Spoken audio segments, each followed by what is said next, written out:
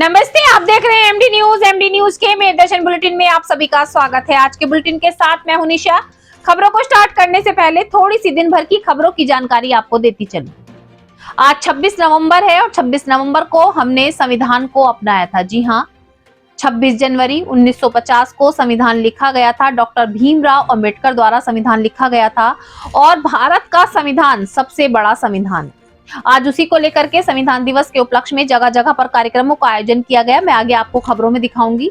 दूसरी ओर आपको बताती चलूं, सरधना के विधायक अतुल प्रधान द्वारा आज गढ़ रोड स्थित अंबेडकर कॉलेज से एक रैली निकाली गई संविधान की जागरूकता को लेकर के और अंबेडकर पार्क अंबेडकर की मूर्ति पर माला पहनाकर समाप्त की गई। वहीं दूसरी ओर आपको बताती चलूं कि महिलाओं पर अत्याचार नहीं रुक रहे हैं। आए दिन रोज घटनाएं सामने आ रही हैं कि महिलाओं पर अत्याचार हो रहे हैं। दूसरी ओर दहेज के लोभी, जी हां, दहेज के लोभी भी रोज निकल कर आ रहे हैं और दहेज रूपी दानव जो हमारे संसार में बड़ा हुआ है वो घटने का नाम ही नहीं ले रहा है। ठगी का शिकार भी रोज लोग हो रहे हैं। ठगी जैसी घटनाएं भी सामने आ रही हैं और अब तो ज्यादातर मकान दिलाने के नाम पर, मकान बनाने के नाम पर लोगों से ठगी की जा रही है। तो सतर्क रहे। मैं भी आप लोगों से यही बार बार कहती हूँ कि आप लोगों को सतर्क रहना चाहिए। हर किसी पर विश्वास ना करें जब तक आपको पूर्ण रूप से उस पर भरोसा ना हो कि वो आपका कार्य करा सकेगा। क्योंकि आज भी एक घटना आई कि मकान दिलाने के नाम पर 1 लाख रुपए की ठगी कर ली गई। अब मैं दूसरी ओर आपको बताती चलूं कि बच्चों की लड़ाई में बड़े दुश्मन बने हुए हैं। साथ साथ परिवार की बहू ही जो है परेशान कर रही है। बुजुर्ग को घर से निकाल दिया गया है। बेटा बहू जो माँ बाप हमें पाल पोस कर बड़ा करते हैं, उस माँ बापों की कदर बड़े होने के बाद नहीं की जा रही है। बहुत शर्मनाक बात है ऐसे बच्चों को लेकर के जो अपने माता पिता को इतने ठंड के मौसम में घर में नहीं घुसने दे रहे हैं और बाहर निकाल दिया गया है। तो जुड़े रहे मेरे दर्शन के साथ, देखते रहे मेरे दर्शन। सबसे पहले नजर डालते हैं आज की हेडलाइंस पर, जिसके प्रायोजक है जूम डिजिटल मूवी वर्ल्ड। मेयर दर्शन समाचारों के इस भाग के प्रायोजक हैं खेमचंद पहलवान, पूर्व सदस्य उत्तर प्रदेश कांग्रेस कमेटी व अध्यक्ष गांधी मार्ग व्यापार संघ मेरठ। थाना सरधना क्षेत्र के पाली गांव से 11 नवंबर से लापता युवती का सरधना के जंगलों में हत्या कर फेंका शव। हत्या का हुआ खुलासा, एसपी देहात ने दी जानकारी। प्रेम प्रसंग में नाराजगी के चलते प्रेमी ने की हत्या। खुद भी सुसाइड करने का किया प्रयास। हत्यारा प्रेमी कोमा की स्थिति में अस्पताल में भर्ती, चल रहा उपचार। पिछले वर्षों की तरह इस वर्ष भी जिमखाना मैदान में एक कंप्लीट फैमिली आयोजन ट्रेड फेयर का आज किया गया उद्घाटन। 26 नवंबर से 11 दिसंबर तक जिमखाना मैदान में अलग अलग प्रांतों से आकर दुकानदार लगाएंगे भिन्न दुकानें, जमकर कर सकेंगे सभी खरीदारी। बच्चों के लिए होगा भरपूर मनोरंजन। कल्चर प्रोग्राम भी किए जाएंगे आयोजित। कोशिश समाज संगठन के सदस्यों द्वारा आज बच्चा पार्क पर एकत्रित होकर मुंबई के आतंकी हमले में शहीद हुए शहीदों को याद करके मोमबत्ती जलाकर नम आंखों से दी श्रद्धांजलि। साथ साथ आतंकी हमले में भगवान को प्यारे हुए बेगुनाहों व निर्दोषों को भी श्रद्धांजलि देकर किया नमन। मेरठ के फैज़-ए-आम डिग्री कॉलेज में आज पत्रकारिता विषय पर व्याख्यान का किया गया आयोजन, जिसमें छात्रों ने बढ़ चढ़कर लिया भाग। पत्रकारिता के विषय में सभी को किया जागरूक। श्यामनगर होटल वाली गली निवासी महिला नजराना से मकान दिलाने के नाम पर गली में ही रहने वाले आरिफ काजी ने ठगे 1 लाख रुपए। आज पीड़िता पहुंची एसएसपी कार्यालय, इंसाफ की लगाई गुहार। अभी तक आरिफ काजी ने पीड़िता को ना दिए पैसे वापस और ना ही दिलाया मकान, की जाए कार्रवाई। सरधना विधायक अतुल प्रधान द्वारा संविधान बचाओ रैली का किया गया आयोजन। रैली गढ़ रोड स्थित अंबेडकर कॉलेज के ग्राउंड से शुरू होकर हापुड़ अड्डा बच्चा पार्क चौराहे से होती हुई कचहरी स्थित अंबेडकर पार्क में अंबेडकर की मूर्ति पर माला चढ़ाकर हुई समाप्त। किठौर कुरेशियान शाहजहांपुर निवासी एक महिला इंसाफ के लिए पहुंची एसएसपी कार्यालय। कहा, गांव में ही रहने वाले एक व्यक्ति द्वारा लगातार किया जा रहा शोषण, वीडियो बनाकर वायरल करने की दी जा रही धमकी। किठौर थाना पुलिस नहीं कर रही कोई भी कार्रवाई। ससुराल पक्ष ने भी तोड़ा नाता। आज इंसाफ की गुहार लगाने व युवक के खिलाफ कार्रवाई करने की मांग को लेकर महिला ने सौंपा ज्ञापन। आरजीपीजी कॉलेज के राजनीतिक विज्ञान विभाग द्वारा संविधान दिवस के अवसर पर अपने संविधान को जानो थीम पर अंतर महाविद्यालय व अंतर यूनिवर्सिटी क्विज प्रतियोगिता का किया गया आयोजन। प्रतियोगिता में विभिन्न महाविद्यालयों और यूनिवर्सिटियों से 15 टीमों ने लिया भाग, दिखाई प्रतिभा। प्राचार्य ने सभी छात्राओं को बताया संविधान दिवस का महत्व। संविधान दिवस के अवसर पर केंद्रीय विद्यालय सिख लाइंस मेरठ परिसर में प्रधानाचार्य नवल सिंह, वरिष्ठ शिक्षक पीके शर्मा, इशारत परवीन व संपूर्ण केंद्रीय विद्यालय सिख लाइंस स्टाफ की उपस्थिति में बच्चों ने नाटक के माध्यम से मौलिक अधिकारों के बारे में सभी को किया जागरूक। सही राह पर चलने की दी प्रेरणा। वरिष्ठ अध्यापक द्वारा संविधान संबोधित रोचक तथ्यों से बच्चों को कराया गया अवगत। वहीं स्कूल के प्रधानाचार्य द्वारा बच्चों द्वारा दी गई प्रस्तुतियों की गई सराहना। मेरठ मोहद्दीनपुर मिल में लगी भीषण आग, मची अफरा तफरी। आग में झुलसे कई मजदूर। मौके पर पहुंची फायर ब्रिगेड की गाड़ी व पुलिस। काफी मशक्कत के बाद आग पर पाया काबू। घायल मजदूरों को अस्पताल में कराया भर्ती। थाना निसाड़ी गेट फतुल्लापुर फातिमा गार्डन निवासी पीड़ित परिवार पहुंचा एसएसपी कार्यालय। बच्चों की लड़ाई में बड़े बने दुश्मन।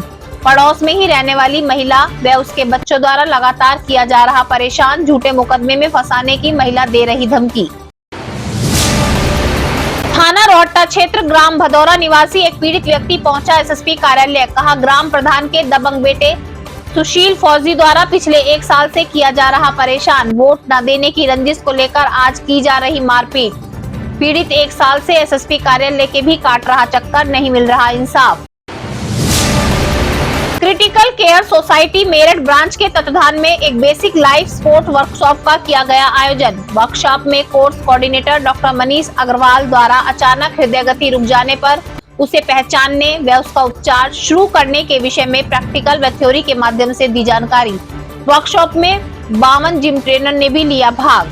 आईएमए अध्यक्ष डॉक्टर सुनील गुप्ता व सचिव डॉक्टर आलोक अग्रवाल द्वारा सभी को दिया गया सर्टिफिकेट ऑफ ट्रेनिंग। थाना गंगानगर क्षेत्र निवासी पीड़ित पिता आज अपने बेटा बहू से परेशान होकर इंसाफ की गुहार लगाने पहुंचा एसएसपी कार्यालय। कहा बेटे और बहू द्वारा लगातार 8 महीने से किया जा रहा परेशान, लगाए जा रहे गलत इल्जाम, नहीं मिल रहा इंसाफ। थाना मुंडाली क्षेत्र का एक पीड़ित परिवार पहुंचा एसएसपी कार्यालय। अपने ही परिवार की छोटी बहू पर परेशान करने का लगाया आरोप। कहा रोज कर रही परेशान, गलत इल्जाम में फंसाने की दे रही धमकी। पुलिस द्वारा नहीं की गई अभी तक कोई भी कार्रवाई। निसाड़ी गेट समर गार्डन निवासी एक युवती इंसाफ के लिए पहुंची थाने। कहा जुबेर नाम के युवक ने प्रेम जाल में फंसाकर किया शोषण, दिया धोखा, शादी कर दिया तलाक, ठगे लाखों रुपए। अब खबरें विस्तार से। सबसे पहले मैं आपको वो घटना बताती चलूं कि सरधना के एक गांव की एक युवती 11 नवंबर से अपने घर से लापता थी। जंगल में उसका शव मिला, शिनाख्त की गई। बताया गया कि वह रोडवेज में क्लर्क का कार्य करती थी। आज एसपी देहात ने प्रेस वार्ता के माध्यम से घटना का खुलासा किया कि प्रेमी और प्रेमिका के चलते झगड़े में, जी हां, किसी बात को लेकर झगड़ा हो गया था। दोनों में बातें नहीं हो रही थी, जिसके कारण से प्रेमी ने ही हत्या कर शव को गांव में ही फेंक दिया था। दूसरी बात, अपने आप भी सुसाइड करने का प्रयास किया था और गोली लगने के कारण कोमा की स्थिति में प्रेमी आरोपी अस्पताल में भर्ती है। पुलिस द्वारा और भी जांच की जा रही है, लेकिन अभी तक जो खुलासा आया है वो खुलासा यही है कि 11 तारीख से युवती जब घर से लापता थी तो प्रेम प्रसंग के चलते ही हत्या की गई।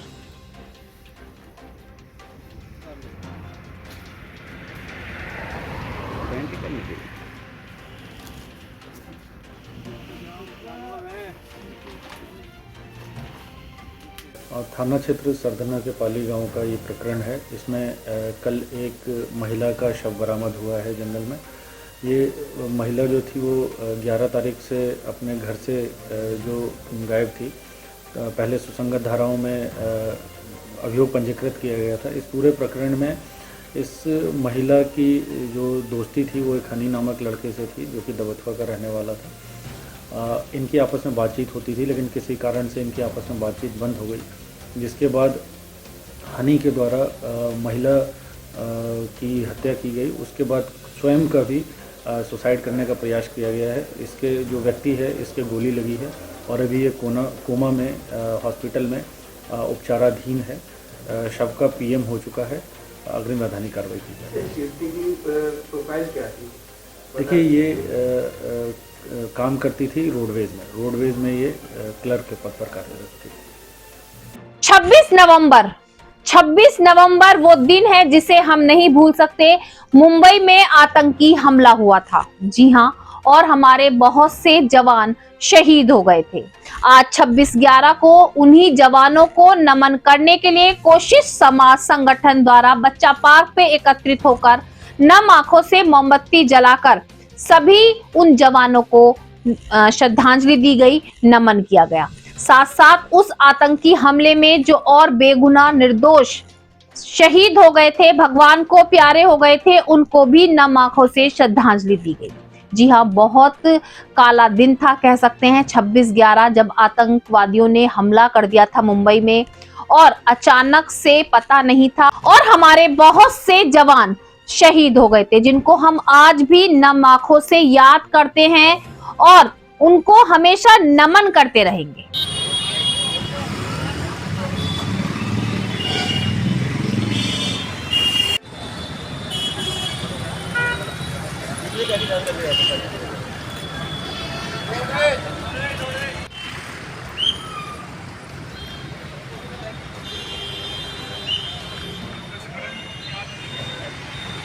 आज कोशिश सामाजिक संगठन ने मुंबई हमले में शहीदों को नम आंखों से यहाँ पर श्रद्धांजलि दी है और उनकी शहादत को सलाम करते हैं। देश के अंदर सभी से ये निवेदन करते हैं कि सब लोग आंखें खुली रखें। आतंकवाद विश्व के अंदर पनप रहा है।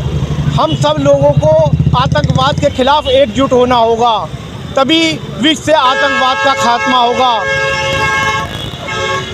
हिंदुस्तान के अंदर और विदेशों के अंदर आतंकी घटनाएं होती रहती हैं। आतंकी घटनाओं को रोकने के लिए सब लोगों को एकजुट होना होगा। मुंबई बम विस्फोट में मारे गए लोगों को श्रद्धांजलि देने के लिए कोशिश सामाजिक संगठन यहाँ पर कर्तृत्व हुआ है और आज हमने यहाँ पर उनको श्रद्धांजलि दी है।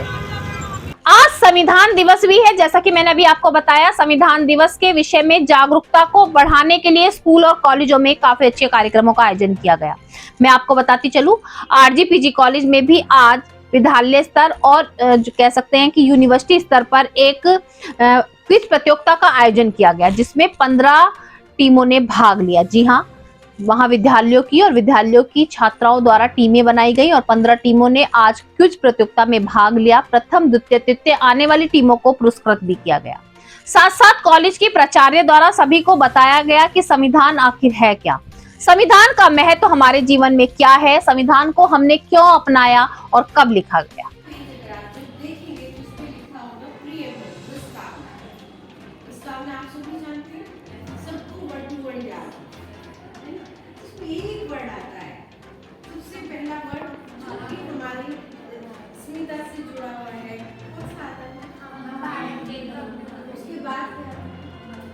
जब आज हमारे कार्तिक राजनीतिक न्याय की बात करते हैं, उससे पहले आता है सम्मान की बात, है ना? व्यक्ति के सम्मान की बात जहाँ आती है, तो उस सम्मान में आपका जीवन का अधिकार है, उस सम्मान में आपका एजुकेशन का राइट भी है, उस सम्मान में आपका व्यवसाय, रोजगारी का राइट भी है कि आप एक अच्छा सम्मानजनक जीवन जीने के लिए जितनी आवश्यकताएं हैं वो व्यक्ति को मिलनी चाहिए। ये प्रियम्बल का उद्देश्य है, उसमें इनहेरेंट है। उसको फिर वो एक्सप्लेन करते हैं कि किस माध्यम से मिलेगी ये स्वतंत्रता हो, ये अधिकार हो, ये न्याय हो। इसकी स्थापना के लिए हम एक इस संविधान को आत्मसमर्पित अंगीकृत करते हैं, हम अपने आप इसको स्वीकार करते हैं। इसमें जो लिखा है उसका पालन करें। अब एक व्यक्ति आपको नागरिक हो, 18 साल हुए, उसके बाद आए, उसके बाद अब ज़्यादा से ज़्यादा हमारे पास 22-23 साल से बड़ा बच्चा कोई नहीं होगा MA का, तो आप तो नहीं जानते किसको एग्जीक्यूट कैसे। संविधान के किस भाग में नागरिकता से संबंधित प्रावधान हैं? Which part of the Constitution related to citizenship?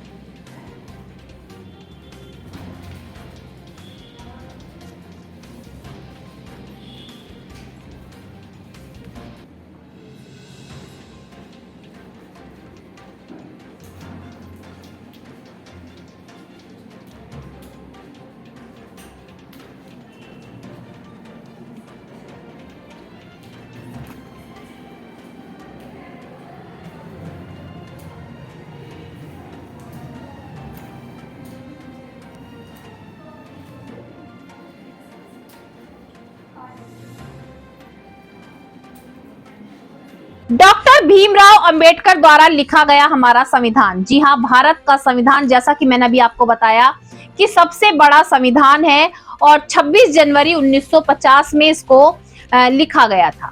आज उसी को लेकर के मैं आपको बताती चलूं कि सरधना विधायक अतुल प्रधान द्वारा गढ़ रोड स्थित अंबेडकर कॉलेज से आज एक संविधान रैली का आयोजन किया गया, जिसमें बढ़ चढ़कर सभी ने भाग लिया और ये रैली हापुड़ बच्चा पार्क से होती हुई अंबेडकर चौराहा पहुंची। अंबेडकर चौराहा पहुंचकर अंबेडकर की मूर्ति पर मालार्पण कर ये रैली समाप्त हुई। सभी को जागरूक भी किया गया कि आखिर संविधान क्या है।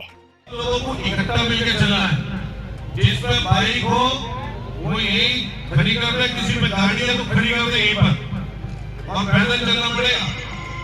जो पैदल चले वो ही रुके यहाँ पर। देखो ये सारे नहीं है, संयमित होके ठीक ढंग से हमें और आप सब लोगों को पैदल चलना है, और पैदल चलने के लिए ही यात्रा की शुरुआत हम लोग कर रहे हैं। और सब कुछ अपने आप संभालिए, पुलिस के लोग जो सहयोग कर रहे हैं।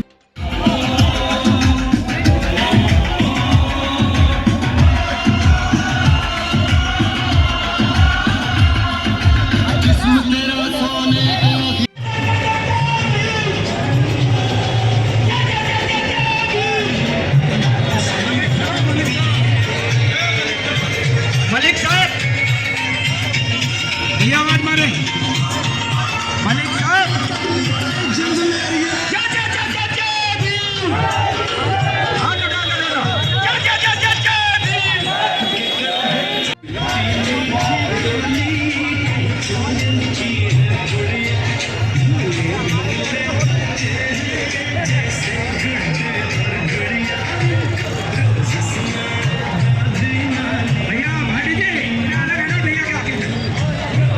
ये अंबेडकर कॉलेज से चलकर आपके नंदन के सामने, सराफ गेट के सामने से होते हुए हापुड़ स्टैंड, आगे गुलमर्ग के सामने आगे से ईवीच चौराहा, बच्चा पार्क, शिव चौक, आरजी कॉलेज से होते हुए कचहरी पुल, और आपके कचहरी के पास से चौधरी चरण सिंह पार्क से होते हुए आपके ये बाबा साहब की मूर्ति तक जाएगी। और संविधान की जिस तरीके से सरकार धज्जियाँ उड़ा रही है, लोगों को रोजगार बाधित कर दिए गए हैं, छीनने का काम हो रहा है। हम सब लोग कोशिश कर रहे हैं, नौजवान साथी बड़ी संख्या में आपको दिखाई दे रहे होंगे कि यात्रा के माध्यम से हम संदेश देना चाहते हैं कि आने वाले समय पर हम सब लोगों को मिलकर संविधान के लिए काम करना पड़ेगा। जयंत चौधरी भी आपके बीच में पहुंचने जा रहे हैं, उसको लेकर के क्या कहना है कि दोनों पार्टी मिलकर के एक साथ अपनी। मैंने माननीय जयंत चौधरी जी से रिक्वेस्ट की थी कि हमारी पदयात्रा में वो शामिल हो जाएं, और उन्होंने मेरा जो है बुलाना स्वीकार किया। तो माननीय जयंत चौधरी जी आ रहे हैं, उनका स्वागत करते हैं, और इसको और धार मिलेगी जिस काम को हम करना चाहते हैं। नजदीक में चुनाव है, उसको उपचुनाव है, उसको लेकर के क्या कहना है? देखिए, उसको कहना यही है कि गठबंधन वहाँ पे चुनाव जीत रहा है, और चुनाव आयोग को संवैधानिक संस्था को अपनी को बचाने के लिए, विश्वास कायम करने के लिए निष्पक्ष चुनाव कराना चाहिए। किसान लखनऊ धरने पर पहुँच रहा है। देखिए, आप किधर की तरफ भी देख लीजिए, हर कोई परेशान है, लाचार है, बेबस है, कमजोरी की हालत में है, महंगाई बढ़ रही है, किसान परेशान है। तो उन सब बातों को लेकर हम लोग आगे बढ़ रहे हैं, और आज संवैधानिक संस्थाओं पर जो चोट ये सरकार कर रही है, उसी को बचाने के लिए हम इस यात्रा का आयोजन। यात्रा में कितने लोग शामिल हुए हैं? अब पता नहीं, लोग आते ही जा रहे हैं, अब जितने आ जाएंगे, लेकिन मुझे लगता है कि हजारों हजार लोग रहेंगे, और हजारों हजार लोग रहेंगे, और कोशिश रहेगी कि जितने लोग शामिल हो जाएं। कोई थोड़ी दूर चलेगा, कोई ज़्यादा दूर चलेगा, कोई पूरी यात्रा कराएगा, तो हम लोग सबको धन्यवाद देंगे। हाँ, जितना भी जो आ जाए, जो इस यात्रा में शामिल होकर यहीं से भी चला जाएगा, हम उसका भी धन्यवाद करेंगे। कम से कम इस विषय पर वो लोग इकट्ठे हो रहे हैं। धन्यवाद। अब मैं आपको बताती चलूं कि फैज़-ए-आम डिग्री कॉलेज में भी छात्रों के भविष्य को उज्जवल करने के लिए और पत्रकारिता विषय के बारे में उनको अच्छे से जानकारी देने के लिए आज एक पत्रकारिता विषय को लेकर विचार गोष्ठी का आयोजन किया गया, जिसमें छात्रों ने बढ़ चढ़कर भाग लिया और अपनी प्रतिभा दिखाई। उनको बताया गया कि आखिर पत्रकारिता है क्या। पत्रकारिता कह सकते हैं कि चौथा स्तंभ है, और वो बिल्कुल अपनी कलम से सच्चाई को दर्शाते हैं, किस तरीके से पत्रकारिता में हमें बढ़ना चाहिए, किस तरीके से कार्य किया जाता है। सभी विषयों को लेकर के आज विचार विमर्श किए गए। जब गवर्नमेंट ने एक न्यू एजुकेशन पॉलिसी लाई है, और वो ये है, लेकिन लिमिटेड है, तो और एक सहाफ़ी को सिर्फ एक लैंग्वेज नहीं, उसको मल्टीलिंगुअल होना ही पड़ेगा। वो कुछ भी कर लो आप, उर्दू और कुरान शरीफ आपको पढ़ना है तो उस चीज़ का फ़ायदा मिला। क्योंकि मैं हिंदी और अंग्रेज़ी मीडियम से रहा हूँ, तो मेरा यही था कि मैं तब्दील हो गया, टेक ओवर कर लिया रिलायंस में, तो न्यूज़ 18 उर्दू गिने चुने चैनल्स। आपको सबसे पहला चैनल उर्दू का उर्दू था। बच्चों को जो है ना सहावत के बारे में पूरी जानकारी दी गई है कि किस तरह से जो है आपका मीडिया में बच्चा जाएगा और ये किस तरह से वो अपना करियर आगे चल के बना सकता है। बुनियादी चीज़ें जो बच्चे नहीं जानते हैं, तो क्या जरूरी है कि डिग्री के साथ एक ऐसा प्रोफेशनल कोर्स भी किया जाए, उसको ये भी बताया गया ताकि वो बारीकियों को समझ सकें। क्योंकि जो जर्नलिज्म है वो सिर्फ ये नहीं कि सिर्फ आपने लिखना शुरू कर दिया, उसका तरीका भी आना जरूरी है। तो किस तरह से बुनियादी चीज़ें तो जो है देखिए, अगर सहाफ़त में आप आ रहे हैं तो उसमें प्रैक्टिकल नॉलेज ज़रूरी है। थियोरेटिकल नॉलेज एक अलग चीज़ होती है और प्रैक्टिकल नॉलेज कुछ और होती है। थ्योरी में आप कुछ और पढ़ते हैं, जब प्रैक्टिकल में आएंगे तो उसके लिए वो अलग करना पड़ेगा। तो उससे पहले आपको जो है डिग्री लेनी पड़ेगी, डिग्री या डिप्लोमा। जैसे हमारे यहाँ जो है बीए के साथ साथ दूसरी यूनिवर्सिटी से है जर्नलिज्म का कोर्स कर रहे हैं। तो अब हम यही कोशिश करेंगे, जो बच्चे हमारे जो है वो बीए में एडमिशन लेते हैं, जो इस साइड में इंटरेस्टेड हैं, तो उसे डिप्लोमा कराया जाए। और डिप्लोमा खाली हम थ्योरी पे बेस नहीं रहेंगे, कि उन्हें पूरी की पूरी जो है प्रैक्टिकल नॉलेज दी जाएगी। किस तरह से मीडिया चलता है, किस तरह से उसमें न्यूज़ बनाई जाती हैं, किस तरह से एडिटिंग होती है, किस तरह से उसमें मार्केटिंग होती है, यहाँ तक मतलब कि पूरा का पूरा, क्योंकि वो एक प्राइवेट सेक्टर है और प्राइवेट सेक्टर में जो है डिटेल नॉलेज होना जरूरी है। अब मैं आपको बताती चलूं वो समस्या जो आए दिन सभी के सामने आ रही है। अचानक से हृदय गति रुक जाती है और हम सोच लेते हैं कि शायद ये हार्ट अटैक तो नहीं, कहीं ये दिल का दौरा तो नहीं पड़ा। बहुत सारी मन में हमारे ख्याल आने लगते हैं और हम घबरा जाते हैं। मरीज को हम ठीक करने की बजाय उसके प्रति घबराने के कारण से मरीज का उपचार ठीक रूप से नहीं हो पाता। आज उन्हीं सभी चीजों की जानकारी लेने के लिए डॉक्टर्स की टीम द्वारा एक प्रैक्टिकल और थ्योरी लेकर के एक वर्कशॉप का आयोजन किया गया आईएमए हॉल में।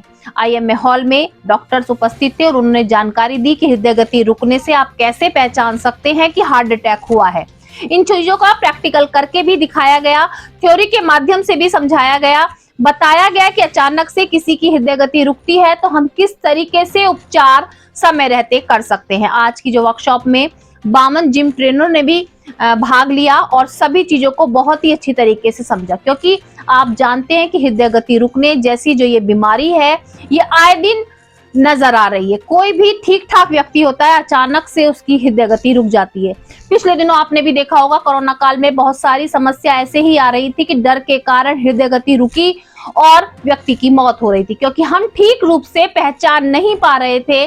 सबसे बड़ी कमी होती है जागरूकता की। आज उसी जागरूकता को बढ़ाने के लिए डॉक्टर्स ने पूर्ण रूप से सहयोग करते हुए सभी को जागरूक किया कि कैसे पहचान सकते हैं कि क्या प्रॉब्लम है और समय रहते उपचार कर सकते हैं। आज इस वर्कशॉप में उपस्थित सभी को आज सर्टिफिकेट भी दिए गए।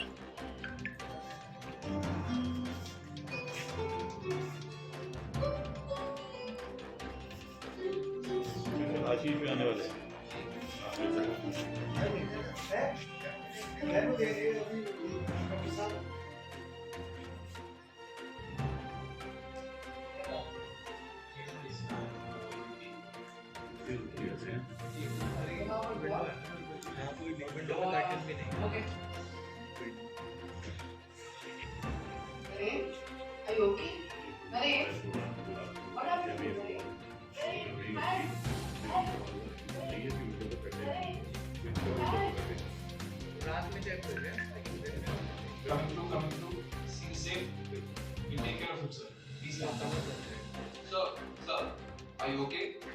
He's not responding. He's not breathing. There is no pulse. Grab the AED. 1, 2, 3, 4, 5. Push hard and push fast. At least 5 centimeters. Recurrent shock. Move away from the patient. AED advice shock. Everybody stay clear. Delivering shock. Shock delivered. Shock delivered. Begin CPR. 1, 2, 3, 4, 5, 24, 25, 26, 27, 28, 29, 30. Do not touch patients. Release analyzing the range. Let's switch again. Gagarin Shah, move away from the patient. Shock advice. Everybody stay clear. Delivering shock. Shock delivered. Shock delivered. Resume CPR. 1, 2, 3, 4, 5, 6, 7, 8, 9, 10. यहाँ पर आए हैं और मैं doctor Sandeep Jain, मैं सचिव जो critical care society of India उसका मेरठ चैप्टर है, मैं उसका सचिव हूँ। जो हमारी सोसाइटी है बेसिकली हम लोग तो क्रिटिकल जो प्रॉब्लम्स होती हैं उन्हीं के बारे में हम लोग पढ़ते हैं, डिस्कस करते हैं और ट्रेनिंग करते हैं।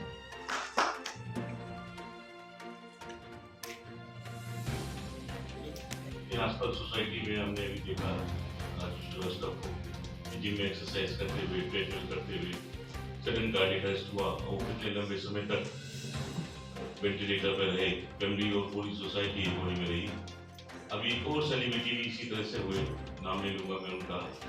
तो इस तरह के केसेस बहुत देखने में आ रहे हैं कि जिम में एक्सरसाइज करते हुए या वॉक करते हुए लोगों को सडन कार्डियक अरेस्ट हुआ, यानी अटैक हुआ और वो फिर लंबे समय तक चलते रहे। क्योंकि ऐसी कोई प्रक्रिया नहीं है हमारे यहाँ जिम में भी जिसमें कि हम जिम जाने से पहले किसी का वर्कअप कराएं, कार्डियक वर्कअप कराएं या हेल्थ चेकअप कराएं। किसी भी जिम में इस तरह की क्रिया नहीं है। पॉसिबल भी नहीं है कि जिम वाले ये कहें कि आप पहले अपना चेकअप करा के आइए तब हम आपको जिम में अलाउ करेंगे। ऐसा प्रैक्टिकली भी पॉसिबल नहीं है।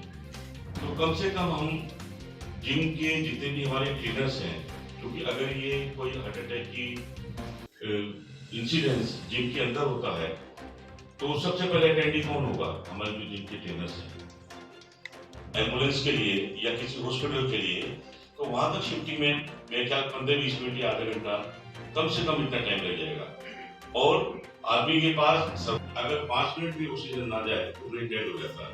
अगर मैं किसी को सर्वाइव कर भी लिया और उसका ब्रेन डेड हो, तो का यही है कि हम ज्यादा से ज्यादा अपने शहर के जिम वर्कर्स को हम लोग चाहते हैं कि इस तरह की एक ट्रेनिंग मिले और वो अपने अंदर एक कॉन्फिडेंस या विश्वास बना सके कि हम अपने किसी निकट संबंधी या किसी परिचित को उतनी देर तक प्राथमिक उपचार दे सकें जब तक कि मेडिकल टीम या एम्बुलेंस या कोई भी उसकी केयर लेता है।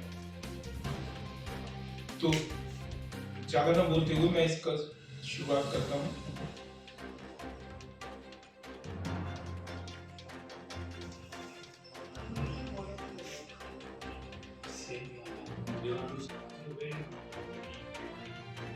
Let's go to Kerala. Kerala is nice. Goa, okay. This will include both CPR skills and AED use, as well as how to help a victim who's choking. We will also be discussing special considerations. High quality CPR improves victim chance of survival. There are several critical elements of high quality. Meerut में पिछले कई वर्षों से Delhi road स्थित Ramlila ground में trade fair का आयोजन किया जाता है और इस वर्ष भी ट्रेड फेयर का आयोजन किया गया है, लेकिन दिल्ली रोड पर नहीं किया गया। इस बार मेरठ शहर के बीचों बीच जिमखाना मैदान में ट्रेड फेयर का आयोजन किया गया है, जिसका उद्घाटन आज किया गया।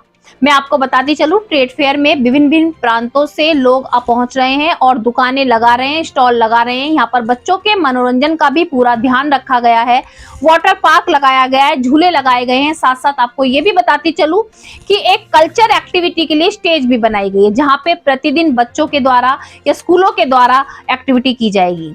ये जो ट्रेड फेयर लगा है ये आपका 26 नवंबर से 11 दिसंबर तक लगा रहेगा और यहाँ पर परिवार के साथ पहुंचकर आप हर चीज का आनंद ले सकते हैं, खरीदारी कर सकते हैं, मनोरंजन कर सकते हैं और बच्चों के साथ झूले झूल सकते हैं।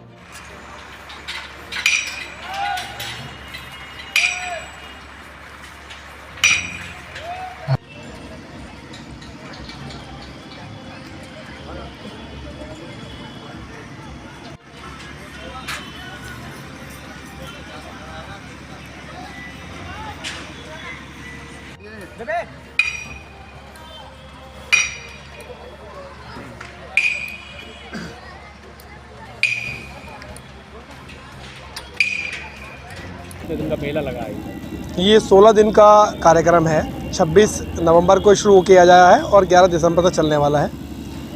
जिमखाना मैदान में ये कार्यक्रम शुरू किया गया है। जैसे कि आप लोग सब लोग जानते ही हैं, पहले ये कार्यक्रम हमेशा दिल्ली रोड रामला ग्राउंड में हुआ करता था।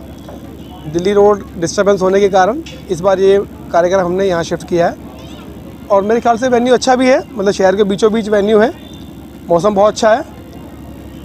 और बताइए क्या क्या सुविधा इस बार यहाँ पर रहने वाली है? क्योंकि दिल्ली रोड एक बड़ा मैदान भी है, वहाँ खुल के बहुत सारी सुविधाएं बच्चों को, बड़ों के लिए, सबके लिए रहती थी। यहाँ क्या सुविधाएं आपकी बार रहने वाली हैं? क्या यहाँ देखने के लिए लोग मेला आएँ? क्या आकर्षण का केंद्र इस बार यहाँ रखा गया है? देखिए, सुविधाएं लगभग दिल्ली रोड जैसी ही हैं, तरह तरह के झूले यहाँ लगाए गए हैं और इस बार खास बात यह है कि हमने कल्चरल इवेंट्स का आयोजन किया गया है। आपने देखा ही होगा स्टेज पर मेरठ कल्चरल महोत्सव के नाम से एक हमारा बड़ा सा बैकड्रॉप लगा है। तो यहाँ पे रोज़ाना मनोरंजन कार्यक्रम मिलेंगे, इसमें बच्चे, family, magic shows, couple dance, इस तरह के प्रोग्राम यहाँ दिए जाएंगे अलग अलग तरीके के। और साथ ही साथ तरह तरह के स्टॉल यहाँ लाए गए हैं, जैसे पहले भी देखते आते हैं, अलग अलग शहरों से, अलग अलग प्रांतों से आए हुए स्टॉल यहाँ पर हैं, जहाँ बहुत सस्ती और सुंदर खरीदारी आप लोग कर सकते हैं। बच्चों के लिए haunted house, water boating, camel riding, इस तरह के आयोजन सब रहेंगे। माता पिता बच्चों को जन्म देते हैं और चाहते हैं कि जब माता पिता बूढ़े हों तो बच्चे उनका सहारा बने, लेकिन बस ये कहावत ही है, ऐसी सच्चाई नजर नहीं आ रही। जी हाँ, मैं आपको रोज दिखा रही हूँ कि बुजुर्ग माता पिता धक्के खा रहे हैं। आज फिर ऐसा ही एक वृद्ध पिता इंसाफ की गुहार लगाने एसएसपी कार्यालय पहुंचा। जी हाँ, थाना गंगानगर क्षेत्र का एक वृद्ध पिता आज गुहार लगाने पहुंचा। उसका कहना है कि इतनी सर्दी के मौसम में पिछले 8 महीने से उसका बेटा और बहू से घर में नहीं घुसने दे रहे हैं, खाना नहीं दिया जा रहा है, गलत गलत इल्जाम लगाए जा रहे हैं और उसको मारकर घर से निकाल दिया जाता है। उसका कहना है, कहा जाता है कि जमीन हमारे नाम कर दो। अगर जमीन उसने नाम कर दी तो वो दर बदर की और ठोकरें खाएगा, क्योंकि अभी तो जमीन उस पिता के नाम है, तब उसकी हालत ये की हुई है, और अगर जमीन उनने बेटे के नाम कर दी तो आगे क्या होगा। आज इसी को लेकर के उसने इंसाफ की गुहार लगाई। सनॉफ श्याम सिंह, गाँव रजपुरा, थाना गंगानगर। लड़का लड़के की बहू जो है घर में नहीं घुसने देते, ना खाना देते, परेशान करते, मारपीट करते।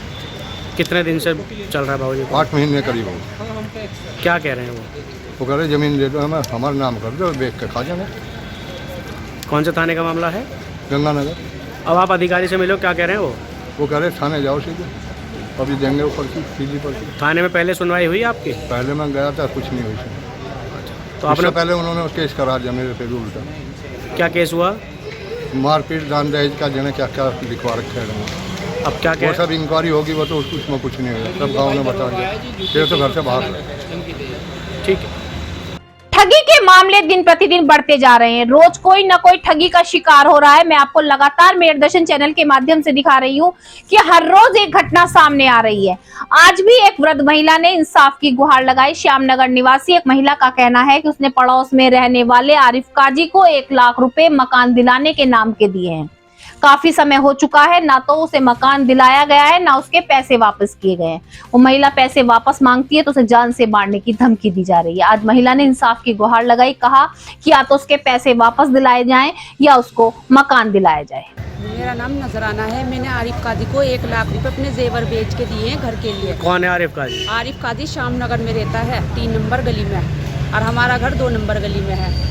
तो यूँ कह रहा था काशीराम में मैं घर दिलवा दूंगा, तो घर के लिए 1 लाख रुपए मैंने अपने जेवर बेच के दिए। उसके ही कहने से मैंने अपने जेवर बेचे थे, ससुराल के थे, मेरे थे, और अब मेरे पास कुछ भी नहीं है। अब मैं बहुत परेशान हो गई, धक्के खा के भी, और उससे कहने जाती हूँ मुझे घर दिलवा दे, और या वो घर दिलवा दे वरना मेरे पैसे दे दे, तो जान से मारने की धमकी दे रहा और भगा देता है। कितने पैसे हैं? ना घर देने का, ना मैं तुझे पैसे देने का। कितने पैसे हैं? 1 लाख रुपए। अब क्या कह रही है? थाना पुलिस में आपने शिकायत की? बस कोई सुनवाई नहीं है सर हमारी। अब यहाँ अधिकारी से मिलो, क्या कह रहे हैं? अब बस एप्लीकेशन दी है यहाँ भी। वहीं दूसरी ओर मैं आपको बताती चलूं, आज एक परिवार अपने ही परिवार की छोटी बहू से परेशान होकर एसएसपी कार्यालय में इंसाफ की गुहार लगाने पहुंचा। परिवार का कहना है कि जब से परिवार में छोटी बहू आई है, वो परिवार के हर व्यक्ति पर इल्जाम लगा रही है। कहीं पर दुष्कर्म करने का इल्जाम लगा दिया जाता है, तो कहीं पर मारपीट करने का, कभी दहेज का इल्जाम लगा दिया जाता है। पास के थाने में जब कंप्लेंट कराई गई, जांच की गई, तो सब मुकदमे झूठे पाए गए, लेकिन उसके बाद भी छोटी बहू का आतंक रुकने का नाम नहीं ले रहा है। आज पीड़ित परिवार एसएसपी कार्यालय पहुंचा और इंसाफ की गुहार लगाई, कहा कि निष्पक्ष जांच कराई जाए, जिसकी गलती हो उसको सजा दी जाए। और थाना मुंडाली। और हमारी समस्या है, हमारे छोटे भाई की घरवाली है, वो बिना वजह के झूठे इल्ज़ाम लगाती रहती है, जगह जगह एप्लीकेशन देती रहती है। उसने हमें परेशान कर रखा है। किस चीज़ की एप्लीकेशन लगाती है, क्या इल्ज़ाम लगते हैं? कभी बलात्कार का लगाती है, कभी लूट का लगाती है, कभी चोरी का लगाती है, कभी मेरा घर मकान बेच रहे हैं, कभी मेरा मकान बेच दिया है, कभी मुझे रहने नहीं दे रहे, कभी मुझे मारते हैं, कभी मुझे मारने की कोशिश करते हैं। इस तरह के इल्ज़ाम लगाती रहती है। और हमारी माँ जी हैं, उनके साथ भी ऐसी बदतमीज़ी से बात करती है और ये कहती है कि सारी ज़मीन मेरे नाम करो। कौन से थाने का मामला है? मुंडाली थाने का। क्या कह रहे हैं आप मिलो अधिकारी से? आप यहाँ ये मिले थोड़ी है। थाना पुलिस से आपने शिकायत की, क्या कहा थाना पुलिस ने? थाना पुलिस भी अभी तो उनकी सुन रही है, वो जो उनकी हमारी एप्लीकेशन तो गई नहीं इधर से। और पुलिस भी ये कह रही है, भी जो इंक्वायरी कर रही है वो तो सही पाया गया उसमें, वो गलत है, हम ठीक है। हमें न्याय मिलना चाहिए हमें। अब मैं आपको बताती चलूं कि लव मैरिज एक ट्रेंड सा बन गया है। सभी लव मैरिज की ओर भाग रहे हैं, लेकिन लव मैरिज के द्वारा की गई शादी 4 दिन भी नहीं चली। जी हां, मैं आपको यह घटना पूरी बताती चलूं। समर गार्डन निवासी एक महिला आज इंसाफ की गुहार लगाने एसएसपी कार्यालय पहुंची। उसका कहना है कि प्रेम प्रसंग के चलते उसकी शादी हुई और शादी के बाद ही कुछ दिन बाद उसका तलाक भी हो गया। ससुराल वालों ने उसको तलाक दे दिया और तलाक देने के बाद महिला अपने घर आ गई। लेकिन उसके बाद भी जो उसका पति था वो उसके साथ रिलेशन में रहा, उससे बात करता रहा और वह उसको पैसे देती रही। लेकिन अब कुछ समय से ना तो वो पति उसका फोन उठा रहा है, जिससे वो तलाक ले चुकी है, ना उससे बात कर रहा है। आज वो इंसाफ की गुहार लगाने एसएसपी कार्यालय पहुंची।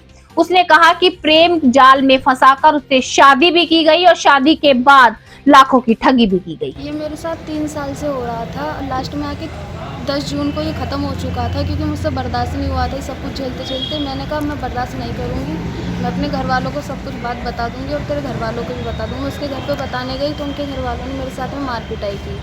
उसका एक मामा था अय्यूब और उसके भाई थे इमरान, कामरान, फरमान और सुल्तान। मैरिड हो आप?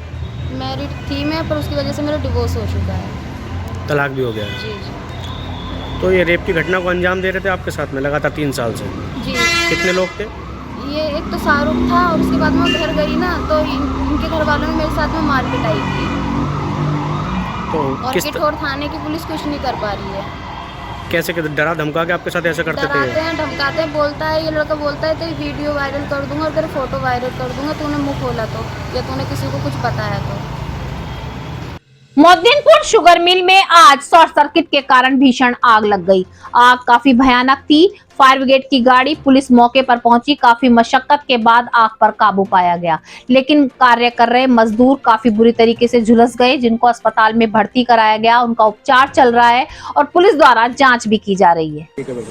देखिए, अब चीनी मिल है, इसके तरीके से टरबाइन में फर्नेस में आग लगी, जिसकी वजह से अनफॉर्चुनेटली एक इंजीनियर इसमें एक्सपायर हुए। बाकी सभी लोग सेफली निकल गए। बाकी किसानों का है यहाँ पे अभी जो टीम है ऑलरेडी जो इसका ऑपरेशन एंड मेंटेनेंस देखती है, उनकी पूरी टीम करनाल से आ रही है। बाय इवनिंग ये पता चल जाएगा कि ये मिल मतलब अभी मेंटेनेंस हो सकती है, नहीं हो सकती है। अगर हो सकती है तो यहाँ चालू होगी और अगर नहीं होगी या कुछ भी इशू होगा तो फिर उसी हिसाब से किसानों का जिस भी सेंटर पे हम लोग उसको डाइवर्ट करके करना, उस हिसाब से व्यवस्था बनाएगी। आज के मेरठ दर्शन बुलेटिन में बस इतना ही। तेज और ताजा खबरें जानने के लिए देखते रहिए मेरठ दर्शन। यदि आप भी हमारे साथ जुड़ना चाहते हैं या स्पेशल बुलेटिन बनवाना चाहते हैं तो नीचे दिए गए नंबर पर संपर्क करें, सब्सक्राइब करें MD न्यूज मेरठ।